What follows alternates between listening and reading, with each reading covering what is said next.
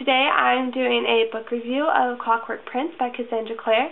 This is the second book in the Infernal Devices. Just a little background on the Infernal Devices series, in case you are unfamiliar with it. It's about a girl named Tessa who goes over to London when her aunt dies. She comes across a group of the London shadow hunters, and a shadow hunter is half angel, half human. They fight demons, and it turns out, even though she thought she was human, she has a power. She's a shapeshifter. So she's kind of trying to figure out who she is. Basically, the story in this one is Benedict Lightwood, who is one of the shadow hunters, is trying to take over the Institute.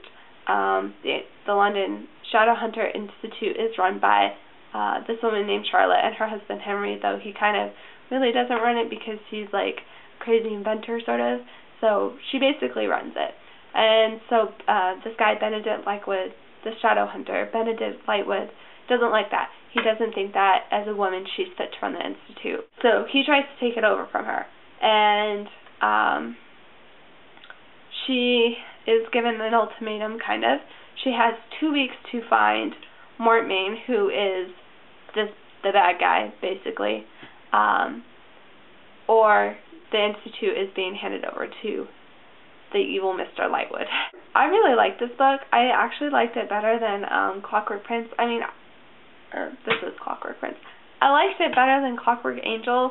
For me, Clockwork Angel just had a lot of, I don't know, it just didn't flow right for me, I guess. I really like this one because you see a lot of character development in this one, whereas in the first one, it's just a lot of action happening. Things just happen, and a lot happens in the first one. And in this one, you get to take a step back and learn more about the characters. I really liked Will's character development a lot. You get to see more of why he is the way he is, and I really enjoyed that, and I really feel for him, and I like Will, though in the whole Will, Team Gem thing, I'm not exactly sure where I stand. Of course, Magnus Bane, if you've read The Mortal Instruments or The Infernal Devices, Magnus is just brilliant. I love how he just randomly turns up everywhere and just says these hilariously great lines. He's one of my favorite literary characters in general, just because of that. He's just great. Okay, so as far as the whole love triangle thing between Tessa, Will, and Gem, I'm just going to say it. I'm not Team Will or Team Gem. However, in fact, I'm really anti-Tessa. I don't like her. I like her. I like her, but I don't like the way she strings them both along. I think it's really terrible how, like, one night she's with Gem, and then the next night she's with Will, and she's in love with both of them, and she doesn't know what she wants, and they're both in love with her. And I hate it. It really bothers me, and maybe that's because I look at it too realistically, like, I would never do that to somebody. But it scares me because I really like Gem. I don't necessarily think Gem should be with Tessa, but I don't want Gem to get his heart broken, and I'm afraid that Tessa is just going to break his heart.